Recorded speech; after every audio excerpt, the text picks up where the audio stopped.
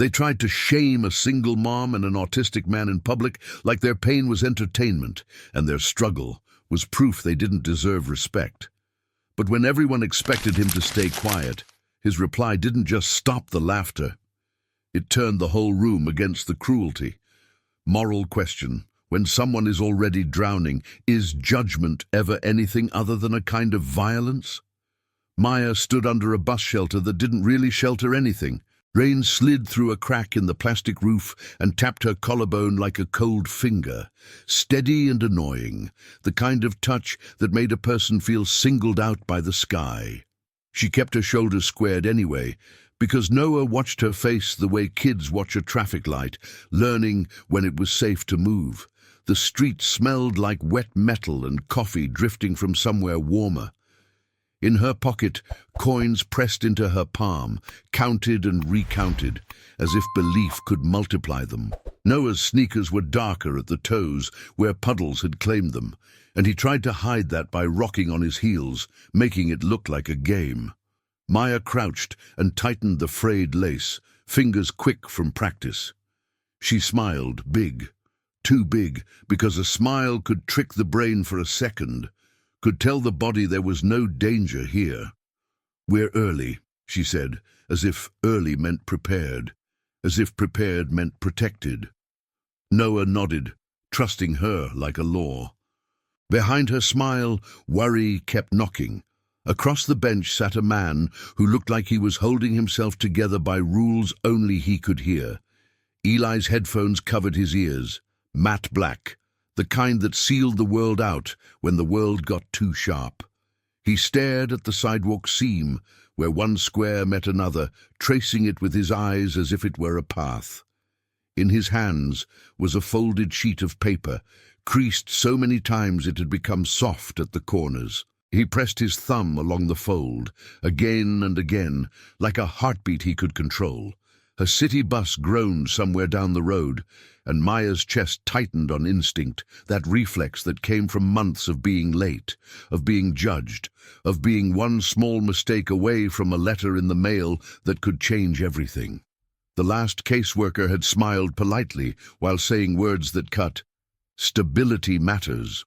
Maya heard that sentence at night like a mosquito she couldn't swat. Stability meant money. Stability meant childcare. Stability meant never getting sick. She wondered what word meant love, and why it wasn't enough. Noah tugged her sleeve and pointed at a pigeon hopping in circles near a trash can. "It's dancing," he said, delighted, and Maya let herself believe it for a breath.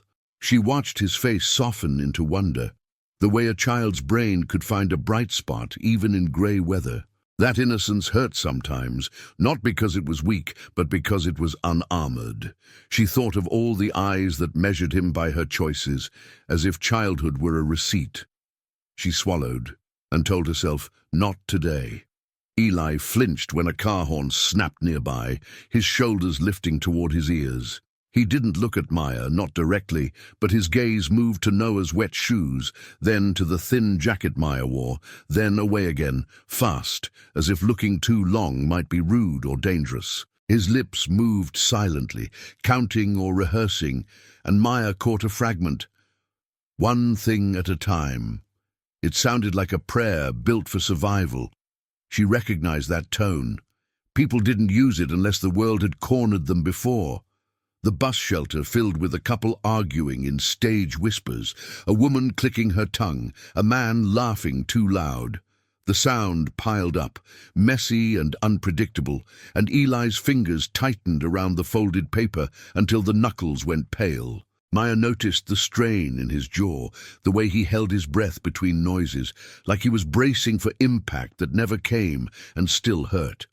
Her own mind did that sometimes too, always scanning, always expecting the next sentence that would shame her. She wondered what kind of sentence had trained him like that.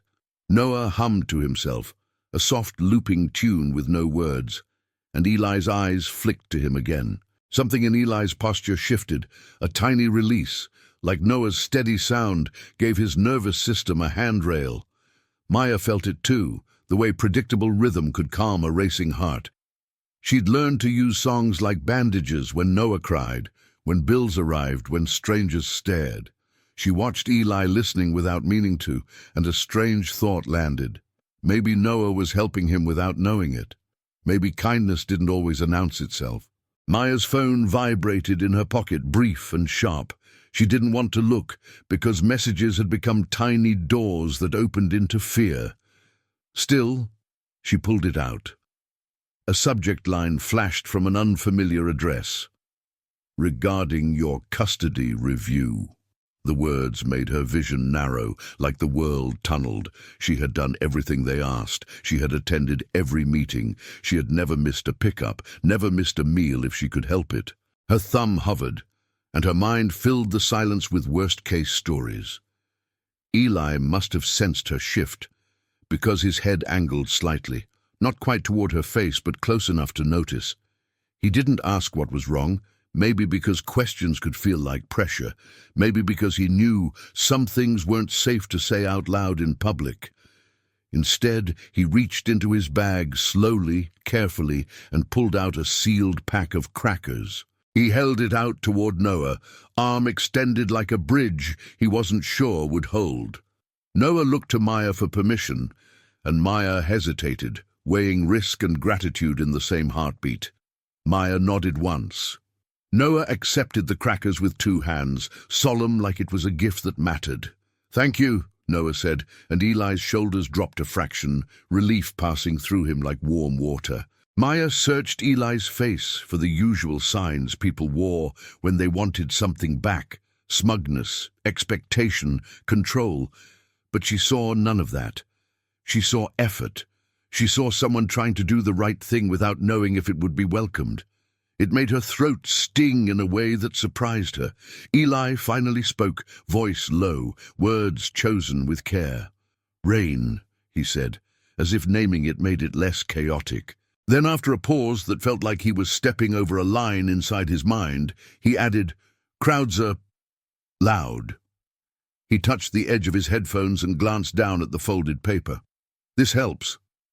He didn't explain what this meant, and Maya didn't push, but curiosity lit in her like a small match. People carried different kinds of lifelines. She wondered what his was pulling him away from. The bus turned the corner at last, brakes hissing, doors folding open with a sigh. Everyone moved forward. Maya's thumb still hovered over the email, the screen dimming and brightening, as if impatient with her fear. Eli rose at the same time, paper tucked tight in his fist, eyes fixed on the bus steps like they might change shape. Maya stepped on with Noah, and as she did, she felt the message in her pocket buzzing like a second heartbeat. She couldn't ignore much longer. Before the doors closed, she finally tapped the email, then froze at the first line. "Before we proceed," it read, "we need to discuss the anonymous report that was filed about your home. If you were in Maya's place, would you open the rest right now, or would you wait until you could breathe? And why? Put your answer here below in the comments." The bus smelled like damp coats and old plastic, heat blasting from vents that never warmed evenly. Maya stood gripping the overhead bar, Noah pressed against her hip, and she kept the phone angled away, as if the screen could betray her. The words, "anonymous report," pulsed behind her eyes, turning every ordinary sound into a threat. Her brain tried to fill the blank with images: mold on the ceiling, unpaid bills, Noah's bruised knee from the playground, anything that could be twisted into neglect. She scrolled, but only enough to see the next fragment before panic made her stop. Concern for child safety, unstable environment, recommendation for review. The language was polite, almost gentle, which somehow made it worse. Maya had learned that cruelty often came dressed as concern. She wanted to laugh at the idea that love wasn't safe, that exhaustion looked like danger on paper. She swallowed hard, because if she cried now, Noah would feel it like weather changing, and he would blame himself. Noah leaned in, whispering like the bus was a library. "Mum, are we still going to the place with the donuts?" He meant the cafe, where she had promised him a treat after her interview, a little bribery to make grown-up problems smaller. Maya's mouth formed yes before her mind could agree. "Still," she said, and the lie tasted like metal. In her head, she calculated time, bus stops, the interview, the possibility that someone might show up at her door tonight with a clipboard and a smile. Eli stood a few feet away, hands locked around a vertical pole, shoulders stiff as if the bus itself were too close. His gaze tracked patterns, the blinking stop request light, the map above the windows, the way people's feet made a restless rhythm. Noise rose and fell in waves, and every laugh behind him made his fingers jump. Yet he kept his body planted, like he had decided that leaving would be losing. Maya noticed his folded paper again, tucked into his coat pocket now, protected like a secret. A man in a wrinkled suit argued with someone on speakerphone, repeating the word liability as if it were a weapon. Two teenagers traded glances and snorted at a woman counting coins near the back. The bus held 1,000 tiny judgments, some loud, most silent. Maya felt them like cold air seeping under a door. She wondered who had filed the report, who had watched her life like it was a show they could review and rate, stars for stability, 0 for struggle. Her phone buzzed again, a follow-up message sliding in with a tone that pretended to be helpful. "Please respond within 48 hours to avoid escalation." 48 hours. 2 days. The number slammed into her chest like a countdown. She imagined a courtroom without her there, strangers deciding what Noah deserved. She imagined Noah's toothbrush in a different bathroom. A primal alarm rose, an ancient fear that didn't need words, only a body that knew what it meant to lose something precious. At the next stop, the bus doors folded open and a woman with a bright scarf stepped on, smiling at everyone like she belonged everywhere. She greeted the driver by name. Maya recognized that kind of confidence, the kind money and safety could buy. The woman's eyes scanned the bus and paused on Maya and Noah, just long enough to measure. Not warmth, not curiosity, something sharper, disguised as friendliness.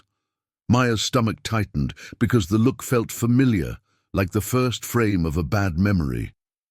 The woman moved down the aisle and took the seat across from Maya without asking, crossing one leg over the other. Her perfume was expensive and clean, like a promise that nothing had ever gone wrong near her. "Cute kid," she said, and Noah gave a polite smile that made Maya ache. Then the woman's gaze dropped to Maya's phone screen, still lit with official words. "Oh," she added softly, "those kinds of emails are stressful. I used to work with families." The sentence landed too perfectly, like a key finding its lock. Maya forced her face into neutral, the way she did with landlords and teachers and receptionists who could decide her fate in a moment. "We're fine," she said. The woman nodded as if she believed her, but her eyes didn't soften. "Of course," she replied, "it's just people worry when they see certain things." She let the words hang. Certain things. Maya felt heat climb her neck. She wanted to ask what she meant, but asking would admit fear, and fear was blood in the water for people who fed on control. Noah tore open the cracker pack carefully, offering one to Maya like he was sharing treasure. Maya took it and smiled, chewing even though her throat was tight. The woman watched the exchange with an expression that could have been admiration, if it weren't so practiced. "He's sweet," she said. "Kids need structure, consistency, the right influences." Maya heard the implication hidden inside the compliment, the way the brain notices threat in tone before it understands words. Her grip tightened on the overhead bar until her fingers hurt. Eli's head turned slightly, the smallest movement, but it was enough. His eyes landed on the woman's scarf, then her hands, then the badge clipped to her bag, half covered but visible. A logo, a non-profit name printed in neat letters. He went very still, like a deer hearing a twig snap. His thumb found the edge of the folded paper in his pocket, rubbing the crease. Maya didn't see the badge clearly, but she saw Eli's reaction, and a chill moved through her that had nothing to do with rain. The woman leaned closer, lowering her voice to something intimate. "If you ever need guidance," she murmured, "there are programs for mothers who are overwhelmed. Sometimes it's kinder to accept help before things get complicated." The word complicated hit like a bruise. Maya's mind flashed to the caseworker's smile, the same polite pressure wrapped in concern. She realized the woman wasn't offering help. She was offering surrender. Maya's pulse pounded in her ears, drowning out the bus engine. Maya glanced toward the window, pretending to look outside, but she was really checking her reflection, checking that her face didn't show how scared she was. The street slid by in wet streaks. A daycare sign, a courthouse in the distance, a billboard about family values. It all felt like the city was whispering the same message: behave, perform, prove you deserve what you already love. She thought of replying to the email, but what could she say? That someone was circling her life like a vulture with a smile. Eli shifted just one step, placing himself slightly between Maya and the woman without touching either of them. His movement was subtle, almost accidental, but it changed the air. The woman's eyes flicked to him, assessing, and her smile tightened at the corners. Eli didn't meet her gaze. He stared at the floor, breathing through his nose in measured counts. Then, in a voice so quiet it forced the ear to lean in, he said a single phrase that made Maya's skin prickle. "That logo. It's on the report." Maya's breath caught as if Eli had reached into her pocket and squeezed her heart. "What do you mean?" she whispered, but the bus was loud enough to hide panic in plain sight. Eli's eyes stayed down, fixed on the speckled floor, yet his words came precise, like he was reading a label only he could see. "The letters," he said. "The shape. Same blue mark." He tapped his own pocket once, where the folded paper lived, then went still again, bracing as if speaking cost him something physical. The woman in the bright scarf tilted her head, smile still present, but thinner now, like a sheet stretched over something sharp. "I'm sorry. Did I hear my organization mentioned?" she asked, voice sweet enough to be weaponized. Maya felt a familiar trap. Deny and look guilty, agree, and give her power. Noah crunched a cracker, unaware that the adults' bodies had turned into a silent argument. Maya forced her lips to move slowly. "He didn't mention anything," she said. "We're just riding." The woman laughed softly, not amused, more like she was testing how far she could push. "Oh, it's fine," she said, and her gaze slid to Eli's headphones with a tiny curl of judgment. "Some people misread things." Misread. The word was a gentle insult, suggesting Eli's mind was unreliable. Eli's shoulders rose, and Maya saw the effort it took for him not to retreat into himself. A small tremor ran through his hand on the pole, then stopped, like he'd grabbed the tremor by the throat. Maya made herself look at the woman directly. "What's your name?" she asked, surprising even herself. The question wasn't aggressive, but it was solid, a line drawn in wet sand. The woman blinked once, then smiled wider. "Darlene," she said. "I work with a family outreach initiative." She said it like it was a badge of goodness. Maya nodded as if impressed, while her mind replayed the email's wording: anonymous report, concern, recommendation, outreach, initiative, words that sounded like help until they took your hands away from you. Noah leaned against Maya, sleepy from the warmth of the bus, and she felt the weight of his trust like a responsibility too sacred to fail. Her brain started building patterns, the way it did when danger approached. Darlene appears right after the email. Darlene mentions families. Darlene notices the screen. The timing was too neat. Maya's fear sharpened into something else. Clarity. Someone had been watching, not in a dramatic way, in the worst way, with forms and smiles and concern. Eli's voice dropped even lower. "She's not random," he murmured, words clipped like he was cutting them free. Maya wanted to ask how he knew, but she sensed that pushing would overwhelm him. So she asked the safer question.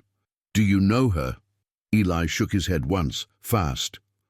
"I know the logo," he said. "I saw it on a door, on a folder, when they talked about my mom." The sentence ended abruptly, like he'd hit a wall inside his memory and couldn't go through it. Darlene's eyes flicked between them, catching the whispering, the tension, the sudden alliance. Her smile stayed, but her posture shifted, shoulders back, chin slightly raised, like she had stepped into authority. "You seem stressed," she said to Maya, voice honeyed.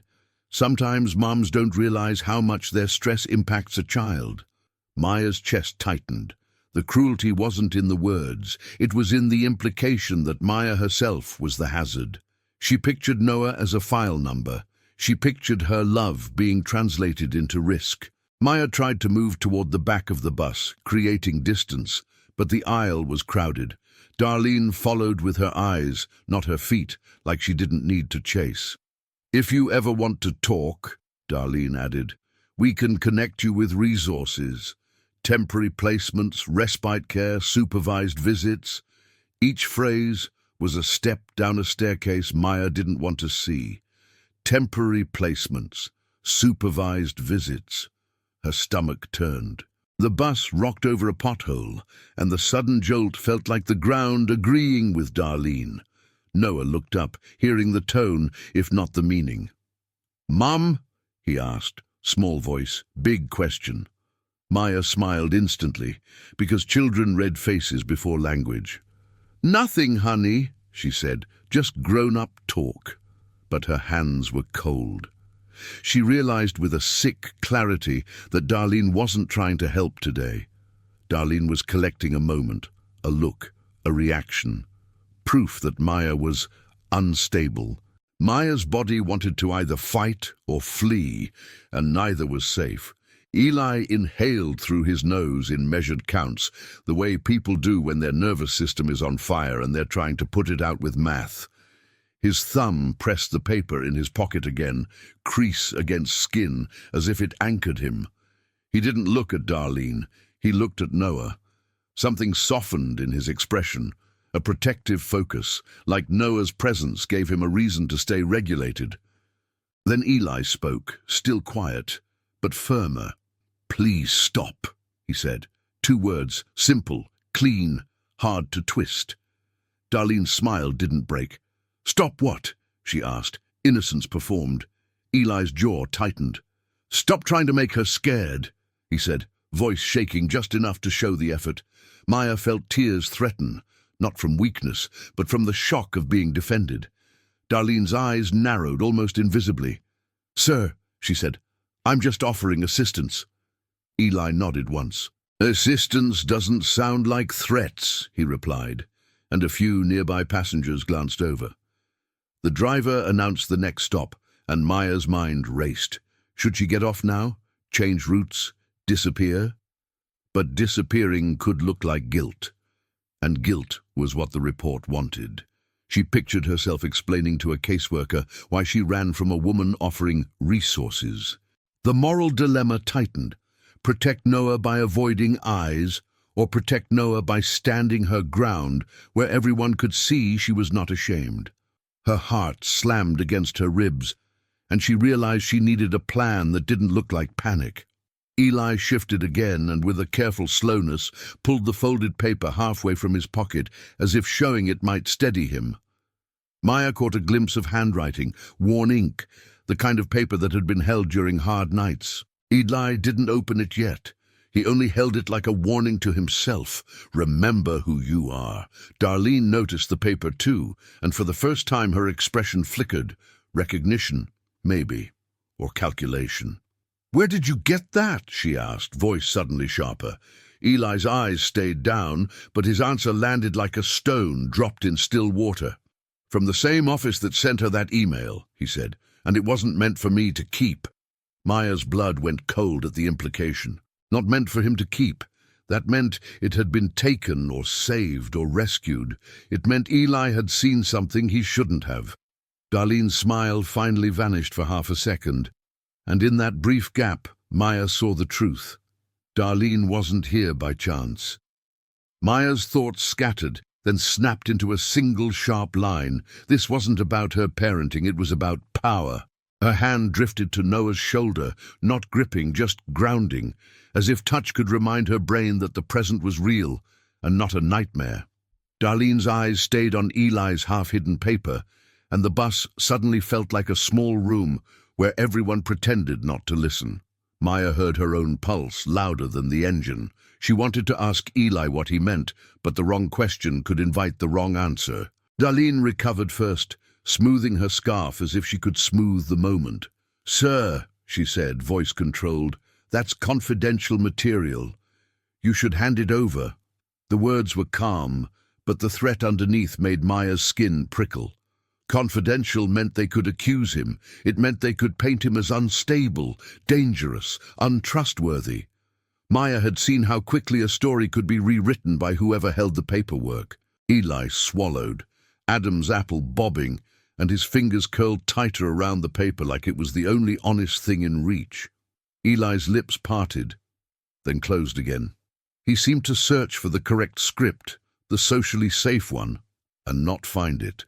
His gaze flicked to the window where rain drew long lines down the glass, orderly, predictable. "It was in the waiting room," he finally said. "On the floor." His voice cracked on the last word, as if he hated how unbelievable it sounded. Maya believed him anyway, because she recognized that particular kind of truth, messy, inconvenient, and spoken with no talent for persuasion. Darlene's mouth tightened, like she'd been handed a flaw in her plan.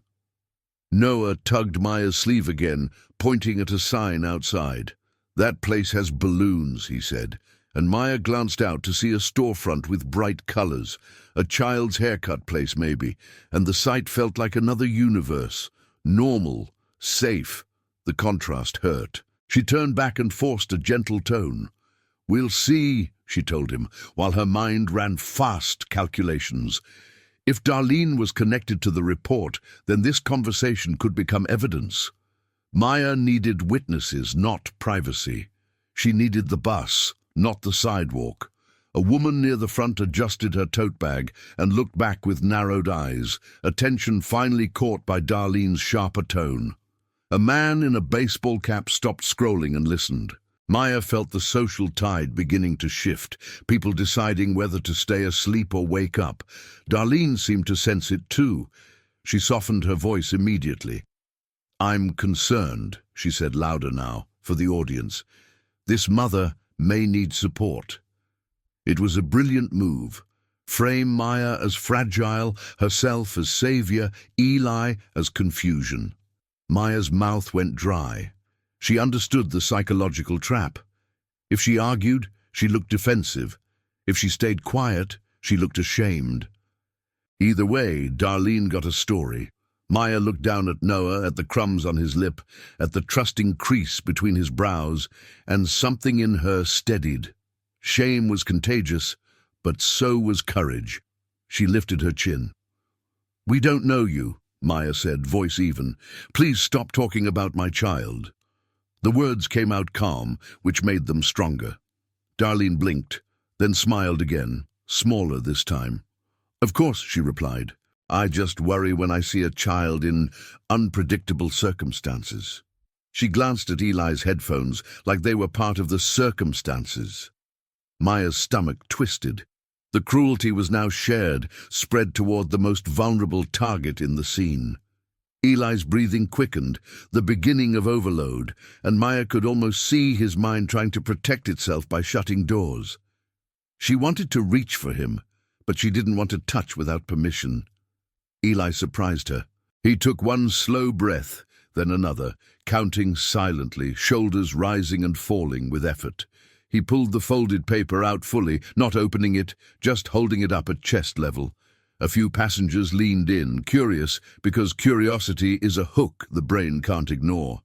Darlene's eyes widened a fraction. "Put that away," she hissed, too sharp for her helpful mask. Eli didn't raise his voice. He didn't glare. He simply stayed standing, shaking, and said, "You're not here to help." The bus hit another stoplight, pausing as if the city itself wanted to watch. Maya felt the weird stillness that comes right before something irreversible. Darlene looked around and realized she had an audience. She changed tactics again. "Ma'am," she said to Maya, "I'd love to schedule a home visit to ensure everything is safe." Home visit. The phrase landed like a boot on Maya's chest. It wasn't an offer. It was a lever. Maya imagined strangers walking through her apartment, opening cabinets, making notes about dishes in the sink like they were moral failures. Maya's brain flashed a memory she hadn't touched in years, her own childhood kitchen, her mother whispering, "Don't say anything or they'll take you." That old fear returned with the same taste, the same cold in the mouth. She realized how generational shame worked, how it trained people to obey even when obedience harmed them. She looked at Noah and promised herself, silently, that he would not inherit that training. The promise didn't erase fear, but it gave her a direction to move. Eli's hand trembled harder now, and he tucked the paper against his chest as if shielding it from being snatched. "They did visits," he said suddenly, voice breaking. "To my mom." The sentence opened a door to a story Maya hadn't expected, and the bus seemed to lean closer. Eli swallowed, eyes glossy but focused. They smiled. They wrote things down, and then they told her she was failing because I was me. His words were raw, unpolished, which made them impossible to dismiss as performance. A low, "That's messed up," came from somewhere behind Maya. Another passenger muttered, "Leave her alone." Tiny sparks. Darlene's jaw clenched as she realized the narrative was slipping from her hands. She leaned toward Eli, voice quiet again, meant to intimidate without witnesses noticing. "You don't want trouble," she said. "Give me the paper." Maya saw Eli flinch, and she saw the moment his nervous system begged him to comply, just to end the stress. She couldn't let that happen, not for him, not for Noah. Maya stepped closer to Eli, not touching him, just aligning her body beside his, like a silent declaration. "No," she said, simple, firm. "You can't demand anything from us." Darlene's eyes flashed with something ugly, quickly hidden. "Then I'll document your refusal," she replied, pulling out her phone with practiced ease, thumb hovering like a judge's gavel. Maya's stomach dropped. Document. Refusal. The words sounded official enough to ruin lives. The passengers watched, uncertain, and Maya felt the room teeter. Eli's gaze locked on Darlene's phone, not with fear, but with a strange focus, like he'd found a pattern that didn't belong. His voice turned very quiet, almost thoughtful. "That's not your work phone," he said. "Your organization's policy says staff can't record families on personal devices." Darlene froze for half a beat, just long enough for Maya to feel hope surge, dangerous and bright. How did Eli know that policy? And why did it sound like he'd read more than one rule they didn't expect him to read? Darlene's hand stayed midair, phone angled like a mirror that suddenly showed her own face. The bus noise didn't change, but the social temperature did. A few people leaned back as if they'd smelled something off. Maya watched Darlene's eyes flicker, doing math. How to keep authority without revealing motive. "Policies change," Darlene said lightly, but the lightness came too late, like a laugh after a funeral. Eli's grip tightened on the pole, and his shoulders trembled, yet his gaze stayed steady on the device she held. Maya's mind latched onto Eli's certainty, the way a drowning person grabs a rope. If he knew policy, he'd been close to that organization in a way that mattered. Maybe he'd been harmed by them, or maybe he'd studied them like people study storms. She wanted to ask, but asking here would feed the spectacle. Noah looked between faces, confused by the tension but tracking it anyway, his small nervous system copying hers. Maya rubbed his back in slow circles, giving his brain a rhythm to cling to, the same way she did during thunder. Darlene slid the phone back into her bag with a tight smile. "Let's not escalate," she said. now sounding like the victim of everyone else's discomfort. A man in a baseball cap snorted softly. The woman with the tote bag narrowed her eyes harder, the kind of look that said she'd raised kids and didn't tolerate predators in polite clothing. Darlene's gaze swept the bus, reading the room, then returned to Maya with practiced sympathy. "Ma'am, the email you received is serious," she said. "Ignoring it could harm your child." The words hit Maya like a shove because they were built to. Her brain flashed images again. Noah in a stranger's living room calling for her in the night. She forced herself to breathe low because panic made mistakes, and mistakes became evidence. "I'm not ignoring anything," Maya said. "But you don't get to corner me in public." Darlene's smile twitched. "Corner?" she repeated, as if the idea were absurd. "I sat down. I offered support. That's all." Gaslight wrapped in perfume. Eli's voice cut in, quiet but clear. "You timed it?" he said. No accusation in his tone, just observation. After the message, Darlene's nostrils flared, then smoothed. "Sir, you're making connections that aren't there," she replied, returning to the old insult. "Misread, unreliable." Maya felt anger rise, not loud, not wild, but sharp and protective. She'd spent too long watching people dismiss others because their minds worked differently. That dismissal was how systems stayed clean on paper. The bus stopped near a strip mall, and the doors opened with a sigh. Darlene stood adjusting her scarf again, like she was leaving a meeting she'd controlled. "If you change your mind," she said to Maya, "call the number in the email. Ask for me." She said it softly, as if sharing a secret. Maya's stomach dropped. Ask for me. That meant Darlene wasn't just a random volunteer. She had access. She had a role. Noah leaned forward to look out the door, and Maya realized Darlene planned to exit before anyone could challenge her. Eli moved faster than Maya expected, stepping into the aisle just enough to block Darlene without touching her. His body trembled with the strain of confrontation, but he held his ground. "What's your last name?" he asked. The question was simple, but it shifted power. Names make people accountable. Darlene's smile widened, brittle. "That's not appropriate," she said. Eli nodded once, as if he'd predicted that exact response. "Then you shouldn't ask for mine either," he replied, and a few passengers murmured approval. Darlene's eyes flashed. Then she leaned closer, lowering her voice to something meant only for them. "You think you're protecting her," she said, "but you're making her look unstable." The cruelty was surgical. Make Maya fear that defense itself would cost her. Maya felt her hands go numb. For a second, shame tried to crawl up her throat like bile. Then she looked at Noah and saw his brow pinched, sensing harm. That did it. Shame didn't belong to her. It belonged to the person using it. Maya stepped forward, voice steady, louder now so witnesses could hear without feeling forced to listen. "Stop talking about my stability," she said. "If you have official business, send it through official channels." Darlene's smile froze. She glanced at the driver, maybe hoping he'd intervene, but the driver stared straight ahead, tired and uninterested in helping someone who looked like trouble.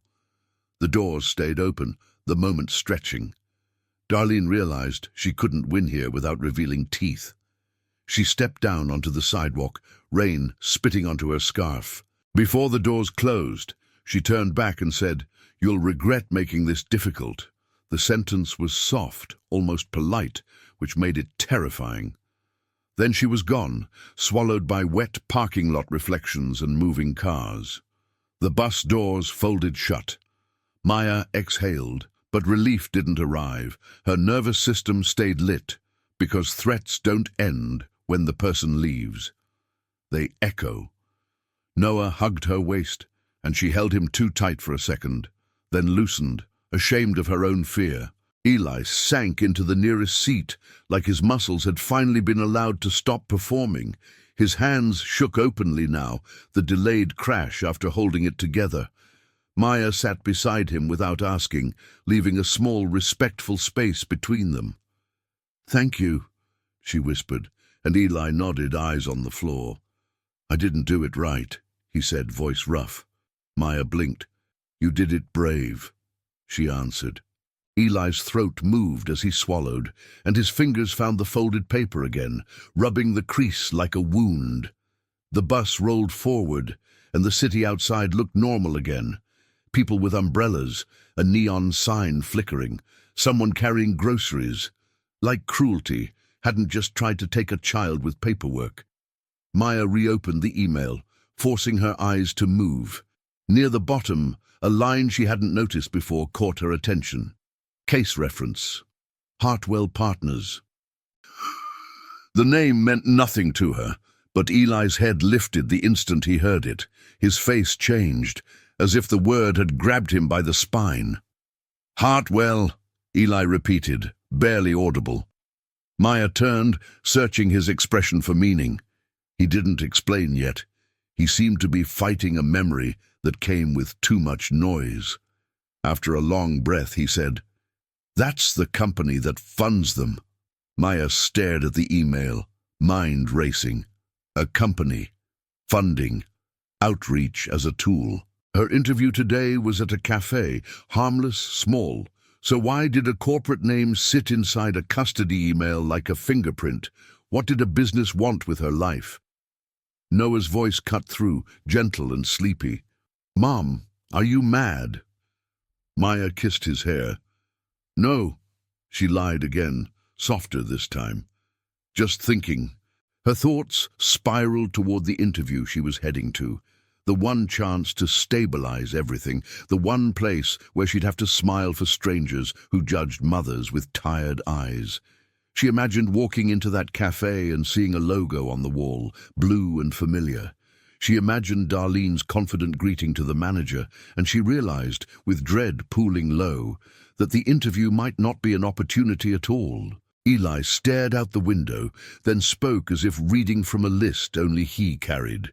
"If Hartwell is involved," he said, "they won't stop at emails." Maya's stomach tightened. The bus turned onto a street lined with restaurants, including the bright cafe where she planned to interview, its window glowing warm against the rain. Maya's phone buzzed one more time, a new message popping up before she could breathe. "Interview rescheduled. Do not arrive." The sender was the cafe. Maya's hands went cold, and she looked up at the cafe door, just in time to see Darlene step inside. Maya stared through the smeared bus window as if her eyes could stop time. Darlene's scarf flashed like a warning light in the cafe's warm glow, a bright streak crossing into safety she didn't deserve. The contrast made Maya nauseous. Inside was cinnamon sugar air, and people laughing over mugs. Outside was rain, a mother clutching a phone, and a child who still believed in donuts. Maya's thumb hovered over the reschedule message again. "Do not arrive." It sounded less like scheduling and more like exile. Noah perked up at the sight of the cafe sign, his whole face lifting. "We're here," he said, hope rising clean and simple. Maya's heart cracked at the purity of it. She forced a smile that nearly held, then bent close. "Not today, sweetheart," she whispered, and his joy fell into confusion. Disappointment flickered across his face, quick but deep, like a small wound that didn't bleed but remembered. Maya felt guilt bite her, because kids don't just feel loss. They map it, building expectations about what promises mean. Eli's gaze followed hers to the cafe. He didn't look surprised. He looked grimly confirmed, like a hypothesis turning into fact. "They push where it hurts," he murmured, voice barely there. Maya swallowed. "How do you know?" she asked, but Eli's jaw tightened and he didn't answer, as if explaining would open a room he'd boarded up for years. The bus rolled past, carrying them away from the warm windows. Maya watched the cafe shrink behind rain streaks, feeling like she was being escorted out of a life she was trying to earn. Her phone vibrated again. Not an email this time, an alert from a neighborhood group she'd joined when she moved into her apartment. A new post, already getting reactions. "Saw a child left unattended at a bus stop in the rain. Is this neglect?" The post had no name, but the wording felt familiar, like Darlene's voice translated into text. Maya's stomach dropped so hard it felt like falling. She scrolled and saw a blurred photo, her and Noah under the shelter, her hand in her pocket counting coins. The world tilted. She looked around the bus, suddenly aware of every phone, every lens, every person who could turn her life into a story without permission. Noah leaned into her, sensing her fear and trying to solve it with closeness. Maya held him, but her hands shook. Her mind raced with the brutal logic of systems. Pictures become concerns, concerns become reports, reports become visits, visits become removals. It wasn't melodrama. It was bureaucracy dressed as morality. She tasted panic, metallic and hot, and forced herself to breathe through it. Eli leaned slightly closer, careful not to invade her space. "That's how they do it," he said, voice steadying into something almost clinical, though still human. "They create a record." Maya's eyes stung. "But it's a lie," she whispered. Eli nodded. "They don't need truth," he replied. "They need volume." The sentence struck her because it explained something she'd never had language for. Repeated suspicion becomes reality in other people's brains. The more a claim is seen, the easier it is believed. Her life was becoming a rumor with receipts. The bus stopped near a public library, and Maya's mind snapped to one thought: paper fights paper. If someone was building a file on her, she needed her own. She stood quickly, almost tripping, and Noah grabbed her hand. Eli rose too, hesitation flickering, then commitment. They stepped off into the rain. The library doors opened with a warm sigh, the smell of books and carpet and quiet wrapping around them like a blanket. Maya felt her nervous system unclench a fraction. Here, silence wasn't judgment. It was permission to think. Inside, Maya guided Noah toward the children's corner. Bright rugs, a fish tank bubbling, a poster that said, "Kindness" in bold letters. Noah knelt to watch the fish, absorbed, his body finally relaxed. Maya turned to Eli. "You said you saw their folders," she whispered. "How?" Eli stared at the floor tiles, counting seams. "My mom," he began, then stopped. His throat worked like the words were stuck behind a locked door. "She asked for help," he finally said. "They called it support. Then they made her prove she deserved me." Maya's chest tightened, not just with sympathy but with recognition. "What happened?" she asked gently. Eli's fingers twitched, then he pulled the folded paper out, laying it on the table like something fragile. "She wrote this," he said, tapping it once, "after the meeting where they told her I was a risk factor." He didn't say autism like a diagnosis. He said it like a label that had been used as a blade. Maya felt anger rise again, slow and heavy. She realized the cruelty wasn't random. It was patterned. They sat at a computer station. Maya logged into her email, hands steadier now because she had a task. Eli hovered behind her shoulder, reading quickly, noticing details her stress had skipped. In the email's footer, he pointed to a line of tiny text. "In partnership with Hartwell Community Impact." "There," he said. Maya's stomach clenched. Hartwell wasn't just funding, it was branding itself through impact, using families as proof of virtue. She imagined corporate meetings where people discussed outcomes, while children became bullet points. Maya opened the neighborhood post again, scrolling through comments. Some were cruel, laughing at her bad choices. Others were performatively concerned. A few defended her, but their voices were smaller, drowned by certainty. Her cheeks burned with shame, the ancient kind that makes a person want to disappear. She closed her eyes and fought the urge, because disappearing would feed the narrative. She clicked the blurred photo and noticed something, a reflection in a nearby car window. A figure standing farther back, holding the phone. The scarf wasn't visible, but the posture felt familiar.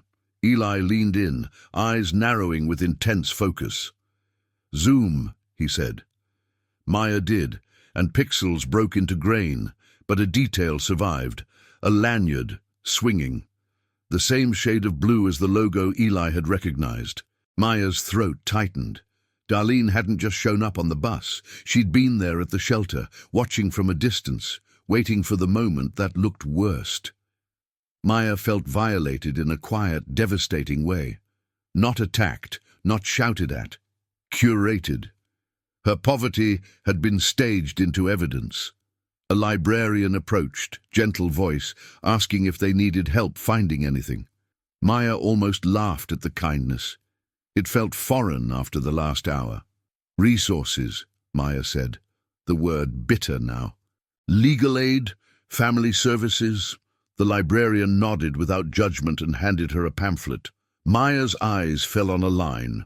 Free clinic, Thursday evenings. Tonight, the date on her phone confirmed it. Relief sparked, but it came with fear. Walking into help could mean walking into another net. She hesitated, moral dread mixing with necessity. Eli's hand hovered over the pamphlet, then retreated. Some help is real, he said quietly, as if convincing himself too. Maya looked at him, seeing the cost of that sentence.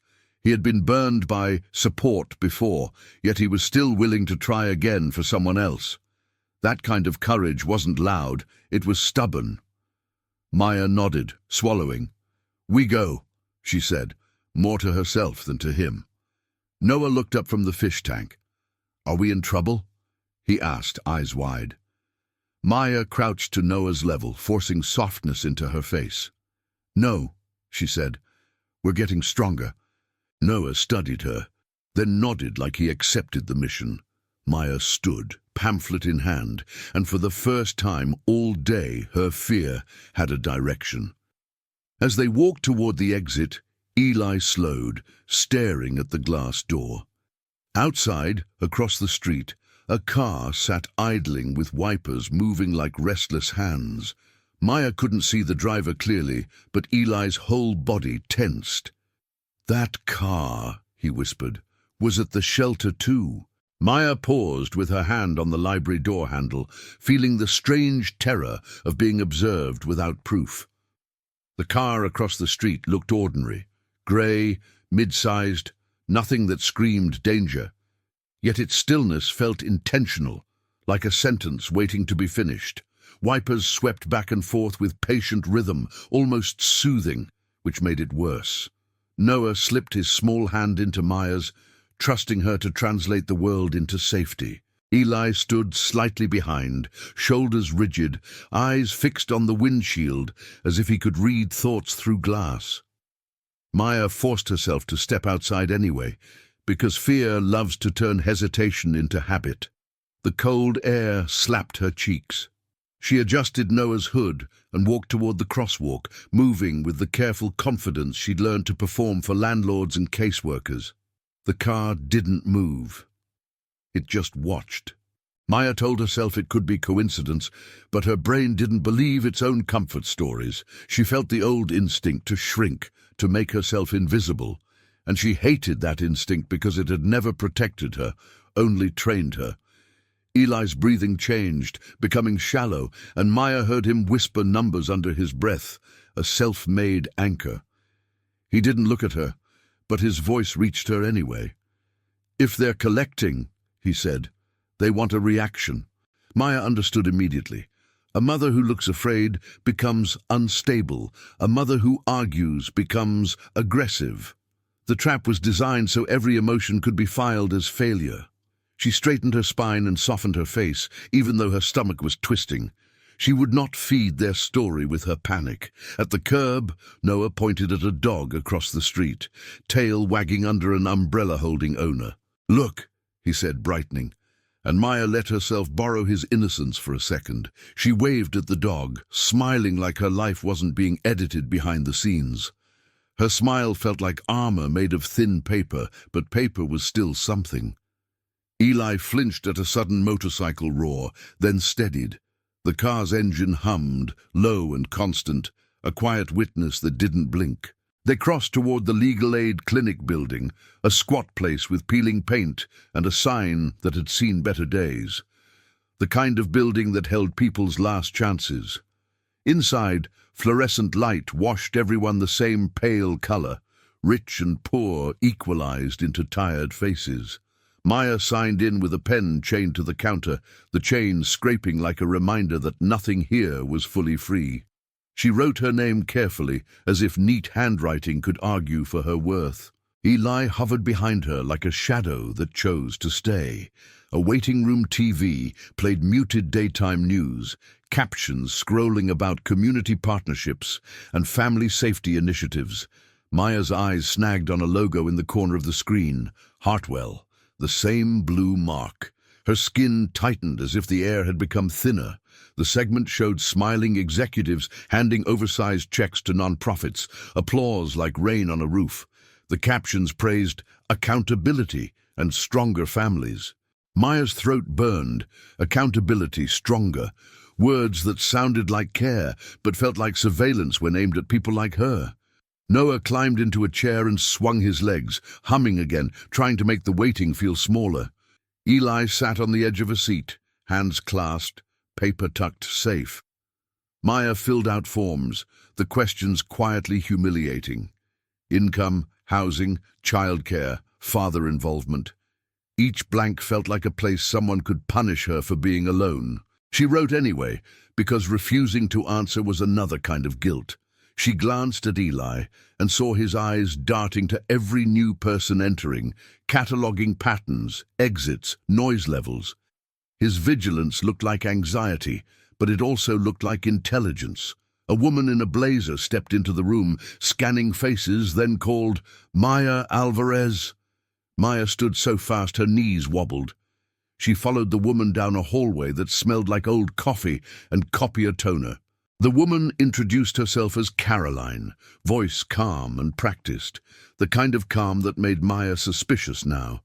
Caroline led her into a small office and closed the door, leaving Noah with Eli in the waiting room. Maya hated that separation instantly, even though it was logical. Fear doesn't care about logic, it cares about proximity. Caroline sat, opened a file and smiled. "I'm glad you came quickly," she said. "That helps." Maya nodded, gripping her purse strap. Caroline's eyes moved over the form. "You received a notice about a custody review," she said, not asking, stating. Maya's stomach dropped again. "How did you—" she began. Caroline lifted a hand gently. "We work with referrals," she replied, "and your situation flagged as high priority." Flagged. Maya heard the word like a bell in a fog. Who had flagged it? Hartwell? Darlene? The non-profit? Or someone closer? Maya chose her words carefully, as if stepping through glass. "There's an anonymous report," she said, "and someone from an outreach group approached me on a bus." Caroline's pen paused, just for a moment. Then it moved again. "Do you recall the staff member's name?" Caroline asked, voice neutral. Maya swallowed. "Darlene," she said. Caroline's face didn't change, but her eyes did, tiny tightening, a flicker of recognition she tried to bury. Maya's chest tightened with a new fear. Caroline might know Darlene. This office might not be separate from the system. It might be a hallway connected by hidden doors. Caroline leaned back slightly. "I want to reassure you," she said. "Our goal is to support families." The sentence hit Maya like déjà vu. Too familiar, too rehearsed. Maya forced herself not to react. "Support," she repeated softly, testing the word. Caroline smiled again. "Yes," she said. "Sometimes that means evaluating risk." Maya felt cold spread through her limbs. Evaluating risk. There it was, the same framing, the same blade hidden in velvet. Maya realized she had walked into a room that spoke the same language as the people threatening her. In the waiting room, Eli sat beside Noah, trying to keep his body still while his mind ran. Noah offered him a sticker from a sheet someone had left on a table. Eli accepted it with careful fingers, as if afraid to tear it. Noah watched him, pleased, then asked, "Are you my mom's friend?" Eli hesitated, searching for the right label. "I'm here," he said finally. Noah nodded like that was enough. Then Noah leaned closer and whispered, "That lady on the bus was mean." Eli's throat tightened. "Yes," he agreed, and his hand found the folded paper again. Back in the office, Caroline slid a document across the desk. "This is the report summary," she said. Maya's eyes scanned it, and her breath stopped. Details were too specific. Noah's bedtime, the color of her living room curtains, a comment about frequent male visitors that was a lie so bold it felt surgical. Someone had been inside her life, either physically or through a neighbor, or through digital footprints she didn't know existed. Maya's hands shook. "This isn't true," she whispered. Caroline nodded slowly, but the nod felt like procedure, not belief. "Then we'll need proof," Caroline said. Maya stared at the paper, realizing proof was a luxury. People with money had receipts, lawyers, time. People like her had tired friends and late paychecks, and a life that looked messy even when it was loving. Her mind flashed to the car outside the library, to the photo online, to the rescheduled interview, to Darlene walking into the cafe like she owned it. This wasn't one report. It was a campaign. Maya lifted her eyes to Caroline. "Who sent you this?" she asked, voice steady with effort. Caroline's pen paused again, and she didn't answer right away. In the silence, Maya heard something faint through the wall. Noah laughing at something Eli said, a small sound of safety in a building built for fear. It reminded her what was at stake, and it gave her spine. Caroline finally spoke, careful.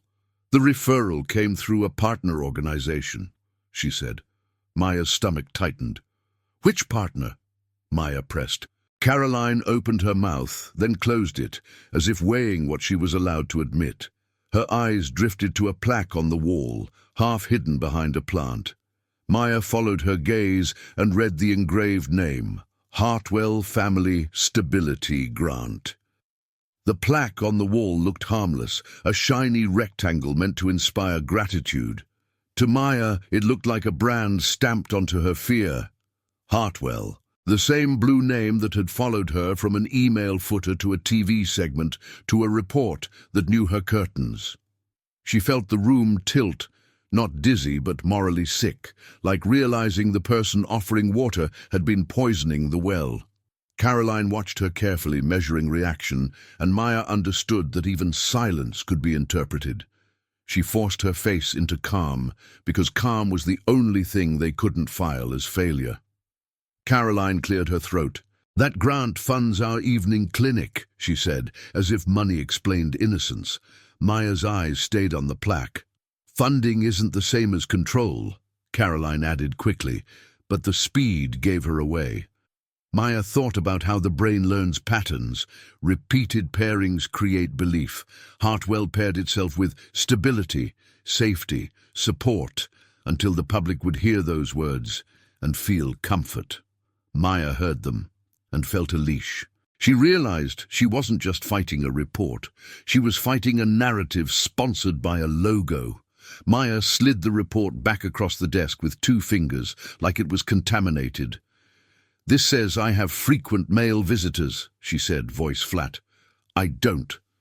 Caroline nodded, eyes on the paper, not on Maya.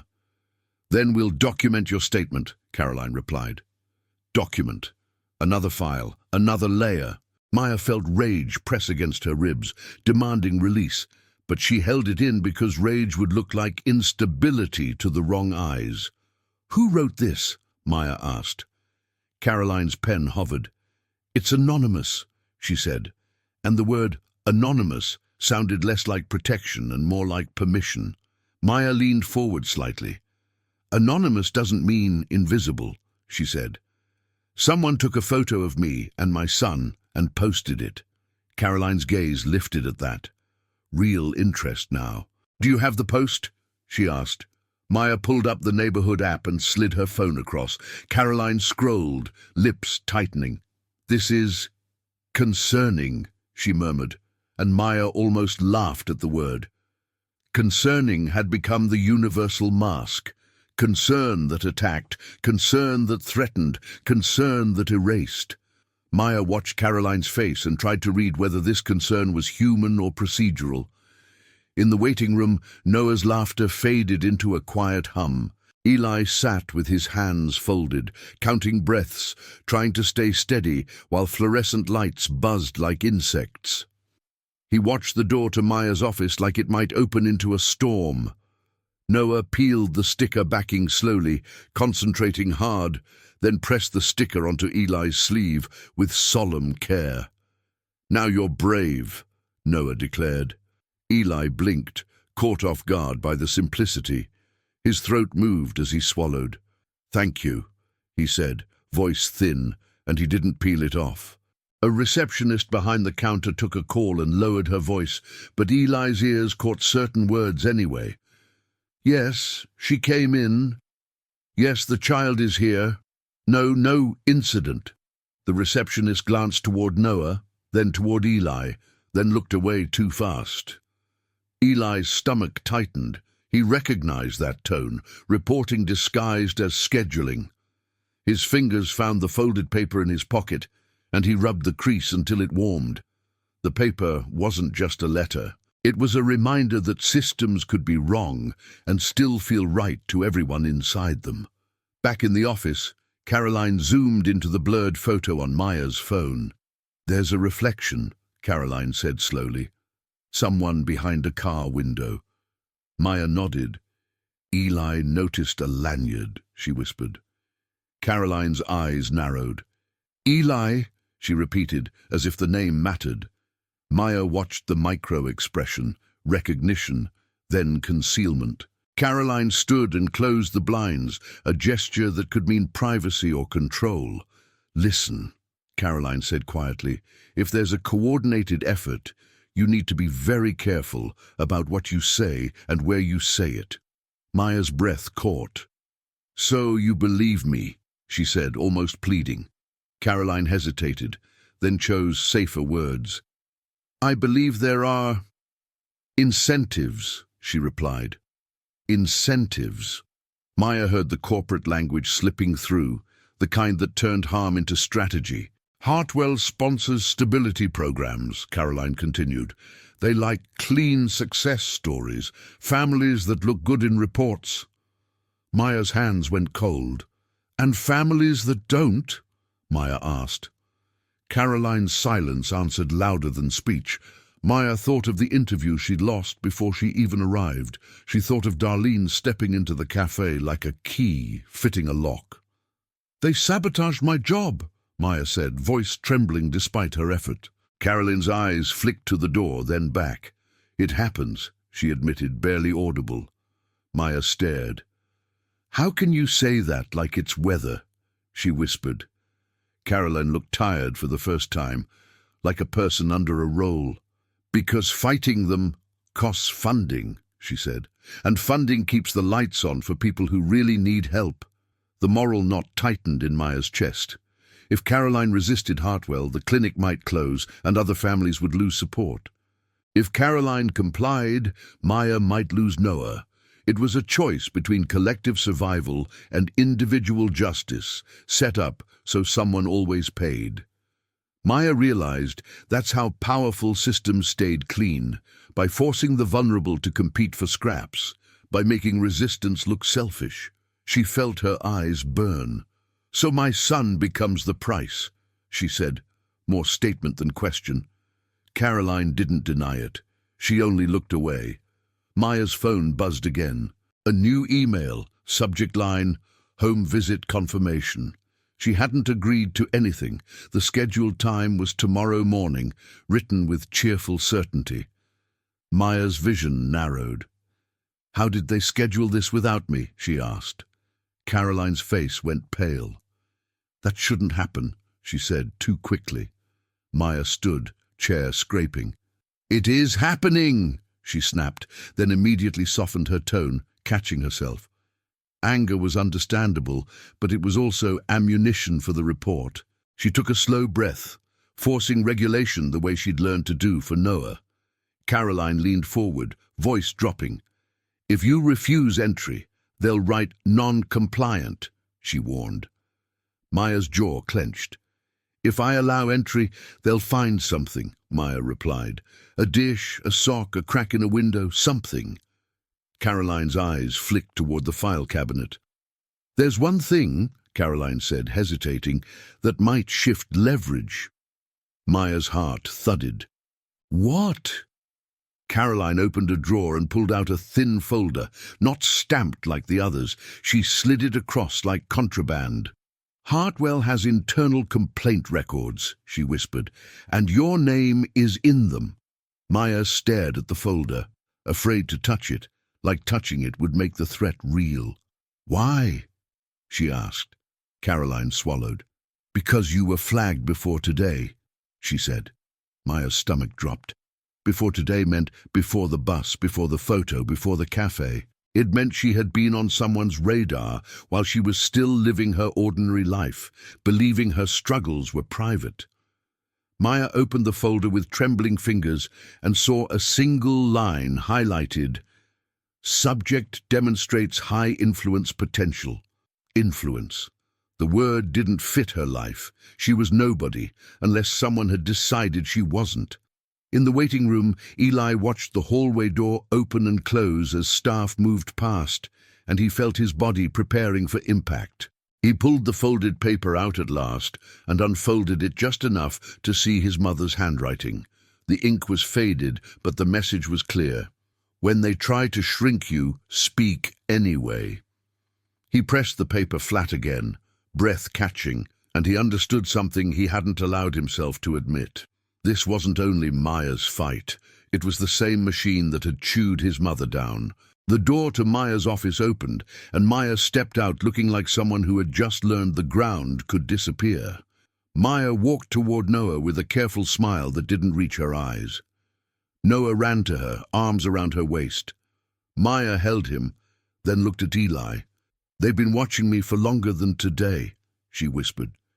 Eli nodded slowly, as if that confirmed his worst memory. Before they could speak more, the receptionist called out politely, "Ms. Alvarez, there's someone here to see you." Maya turned. At the entrance stood Darlene, scarf bright as ever, holding a clipboard and smiling like she belonged in every room. This time, she wasn't alone. Darlene stepped in like the building had been waiting for her. Beside her stood a man in a crisp jacket with a Hartwell pin, and a woman with a tablet held to her chest like scripture. Their smiles were polite, coordinated, almost soothing, until Maya noticed how they didn't look at Noah first. They looked at her paperwork, at Eli, at exits. Maya felt the air in the waiting room tighten, as if everyone's nervous system had synchronized to the same alarm. "Ms. Alvarez," Darlene said warmly, loud enough for witnesses. "I'm relieved you found support tonight." The words sounded kind, yet they landed like a claim of ownership. Maya held Noah's hand tighter without meaning to. Eli's shoulders rose toward his ears, but he stayed standing. A part of Maya wanted to retreat into the safest version of herself, quiet, agreeable, grateful. Another part, newer and fiercer, refused to be staged as helpless for their story. Caroline appeared in the hallway, face controlled but eyes sharp. She paused when she saw the Hartwell pin, then her gaze slid to Maya, a silent warning. Darlene continued. "This is Mr. Sloan from Hartwell Community Impact, and Ms. Vickers, our documentation specialist." Documentation. The word made Maya's mouth go dry. Noah looked up at the strangers with uncertain curiosity, and Maya hated that her child had to learn this kind of vigilance so early. Mr. Sloan offered a hand to Maya as if they were networking at a brunch. "We're passionate about family stability," he said, voice smooth. Maya didn't take his hand. "Then stop destabilizing us," she replied quietly. His smile didn't crack, but his eyes cooled. Darlene tilted her head, performing empathy. "No one is destabilizing you," she said. "We're responding to community concern. Community, anonymous, same disguise, different costume." Ms. Vickers tapped her tablet awake. The screen glow reflected in her glasses, hiding her eyes. "We're here to confirm tomorrow's home visit," she said, as if confirming a dentist appointment. Maya's stomach dropped. I didn't agree, Maya answered. Darlene's smile softened. Sometimes the system moves quickly when a child may be at risk, she said, and the phrase, at risk, was delivered like a verdict. Noah squeezed Maya's fingers. Are we in trouble? He whispered. Maya crouched, keeping her face gentle. No, she said, then looked up at Darlene. Do not scare my son. Darlene spread her palms. No one wants to scare him, she said, while her team stood like a wall. Eli's breathing sped up, the beginning of overload, yet he kept his gaze on Noah as if Noah were a lighthouse. Caroline stepped forward, voice measured. This clinic provides legal information, she said, not enforcement. Mr. Sloan nodded politely. Of course, he replied, we're simply observing best practices. Observing. Another word that sounded harmless, until it wasn't. Maya realized they had come here to control the frame, make it look like they were transparent, cooperative, helpful. If Maya resisted, it would look like she had something to hide. Darlene leaned closer to Maya, lowering her voice just enough to feel intimate. You're making this harder than it needs to be, she murmured. A compliant attitude goes a long way. The sentence hit Maya like a slap dressed as advice. Her nervous system surged, heat, tremor, an urge to shout. She swallowed it down and breathed slowly, because she understood the trap now. They wanted dysregulation on record. They wanted her to become the stereotype they could file. Eli spoke before Maya could. His voice shook, but it carried. You scheduled a visit without consent, he said. Darlene turned toward him with a patient smile reserved for people she meant to dismiss. Sir, I don't believe you're part of this case, she said. Eli nodded once. I'm part of the truth, he replied. And the room went quieter, like curiosity had pulled everyone closer without them noticing. Mr. Sloane's eyes narrowed slightly. We have procedures, he said, still calm. Eli's fingers twitched, and he pressed his thumb against the folded paper in his pocket as if it steadied his brain. Procedures can still be abusive, Eli said, each word careful. Maya felt a strange shiver. He wasn't arguing emotion. He was naming the structure. That kind of statement was hard to twist into hysteria. Darlene changed tactics fast. Eli, she said suddenly, using his name like a leash. Eli froze. Maya's skin went cold. Darlene smiled, almost tender. We've met before, she continued, then glanced at Noah. You don't want to confuse the child with your history. The word history sounded like a threat wrapped in pity. Maya realized Darlene knew Eli personally, knew enough to weaponize his past. Eli's face drained of color, his lips parted then closed as if he couldn't find air. Maya stepped slightly in front of Noah, blocking his view of Eli's panic without blocking Eli himself. How do you know his name? Maya demanded. Darlene's smile widened.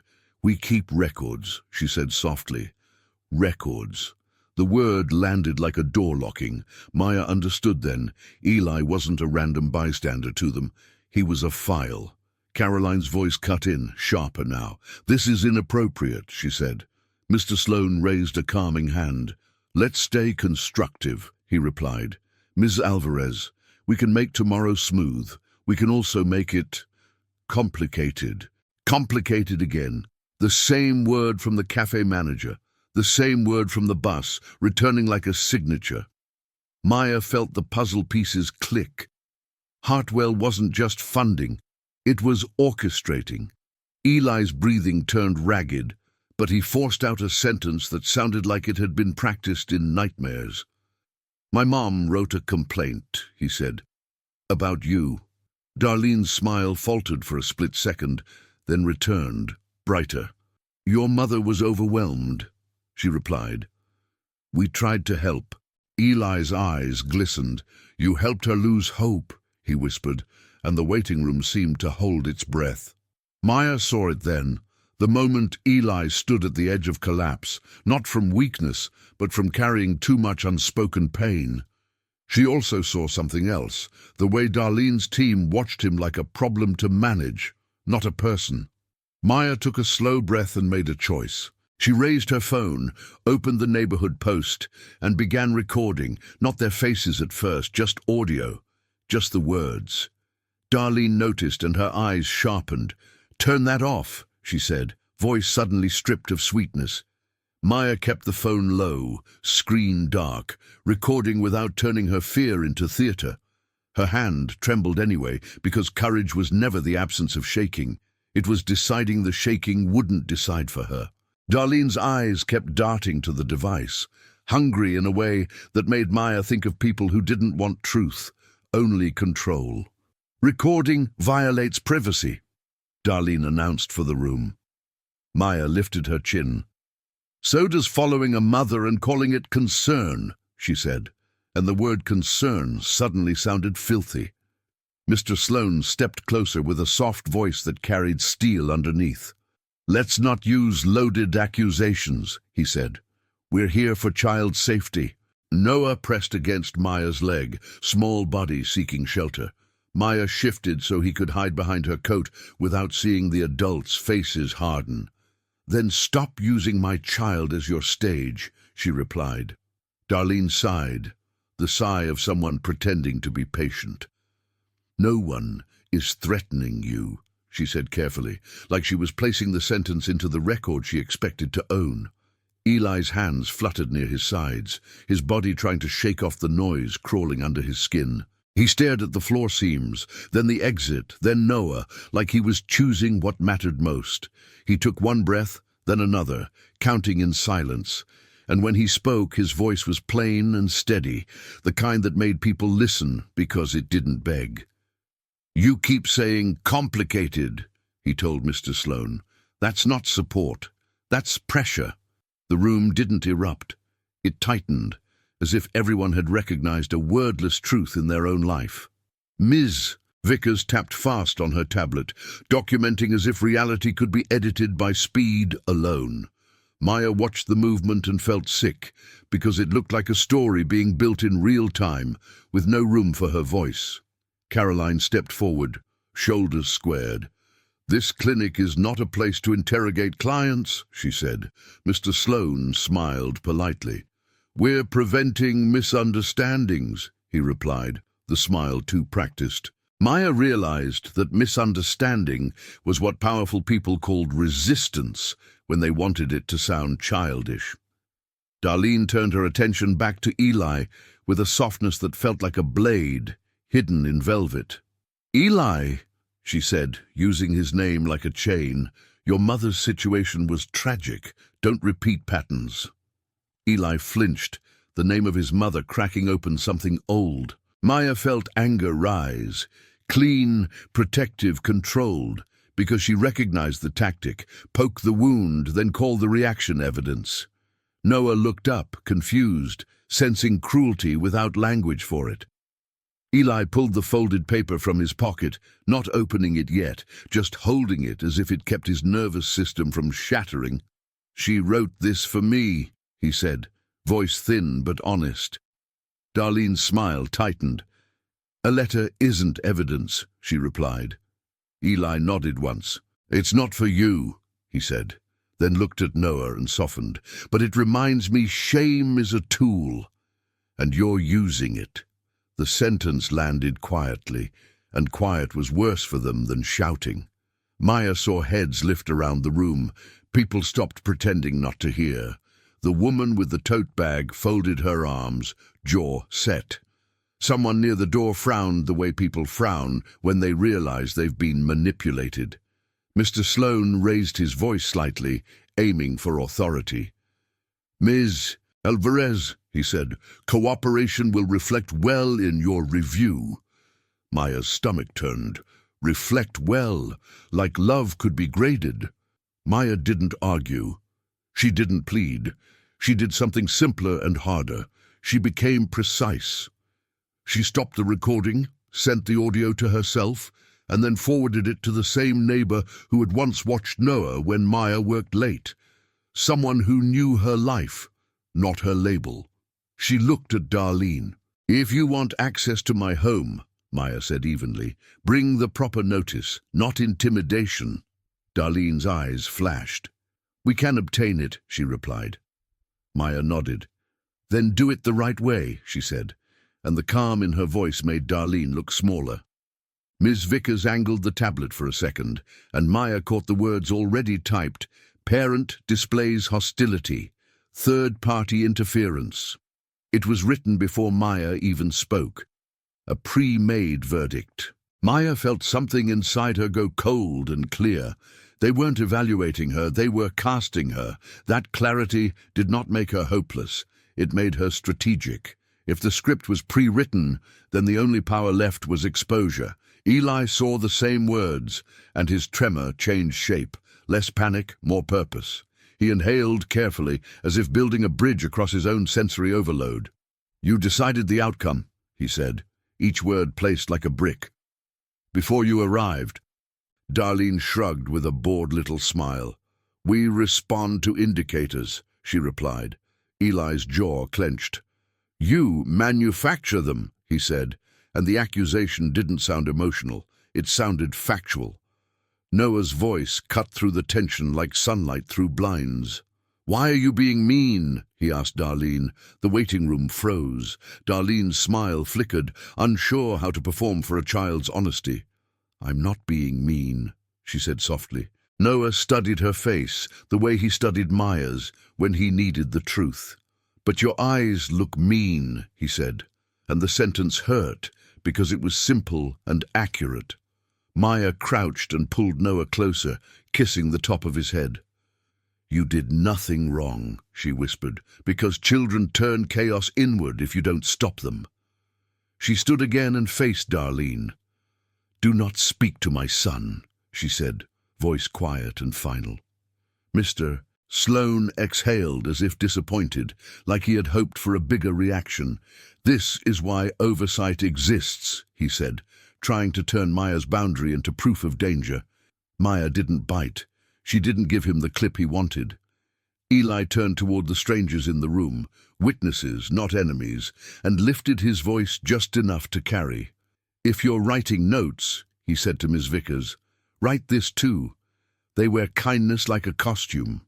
The woman with the tote bag stood. "I heard them threaten her," she said. Another person nodded. The room shifted from passive to awake, that rare moment when bystanders decide they're done being furniture. Caroline stepped into Ms. Vickers' path.